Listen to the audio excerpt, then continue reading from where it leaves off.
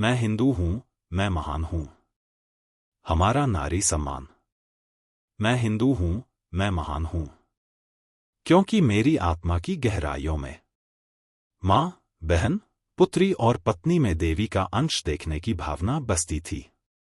वेदों में नारी को कहा गया, यत्र नार्यस्तु पूज्यन्ते रमन्ते तत्र देवता।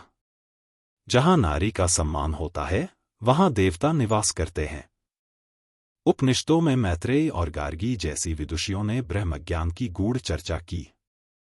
रामायण में सीता की मर्यादा और महाभारत में द्रौपदी के अपमान ने पूरे युद्ध का नैतिक आधार बना दिया। देवी दुर्गा, सरस्वती और लक्ष्मी हमारे ही संस्कारों की प्रतीक हैं। शक्ति, ज्ञान और समृद्धि। जब ऋषियों ने कहा, स्त्रीणा रक्षणम पितृभ्यः कार्यम यवने पतिभ्यः तथा, स्त्री की रक्षा उसका अधिकार है, उसका दायित्व नहीं। जब समाज ने मिलजुल कर समान अधिकार, शिक्षा और गरिमा को नारी के जीवन का अभिन्न हिस्सा माना, तब मैं गर्व से कह सकता था, मैं हिंदू हूं, मैं नारी सम्मान से परिपूर्ण हूं। आज क्या आज मैं बालिका भ्रूण हत्या, घरेलू हिंसा, दहेज और असुरक्षा से ग्रसित नहीं हूं?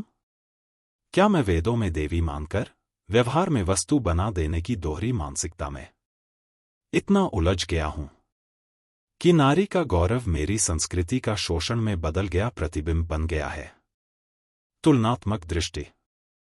क्या मैं देख नहीं पा रहा कि सिख समाज में मातृशक्ति को खालसा की जननी माना जाता है, ईसाई समाज में मैरी को पवित्रता का प्रतीक कहा जाता है, बौद्ध और जैन परंपराओं में करुणा और समता नारी के लिए भी समान रूप से लागू है, और मैं अब भी जाति, कुल, मान मर्यादा के नाम पर नारी को दबा रहा हूं, बांध रहा हूं, इस्तेमाल कर रहा हूं। आह्वान। क्या मुझे अब अपने मन, दृष्टिकोण और हृदय की शुद्धि नहीं करनी चाहिए? क्या मुझे फिर से नारी में दिव्यता और शक्ति को अपने आचरण, व्यवहार और समाज में प्रतिष्ठित नहीं करना चाहिए? जब तक मैं नारी को देवी के रूप में आदर देकर उसके अधिकारों को व्यवहार में नहीं उतारता, तब तक मैं हिंदू हूं, मैं महान हूं सिर्फ एक आत्मवंचना है। निष्कर्ष। तो आओ फिर से गाए, वसुधैव कुटुंबकम सर्वे भवन्तु सुखिनः, और अपने भीतर नारी सम्मान की उस खोई हुई चिंगारी को फिर से लौ बना दे, जिससे यह समाज फिर से संतुलित, समरस और सशक्त बन सके। धन्यवाद। मदन मोहन।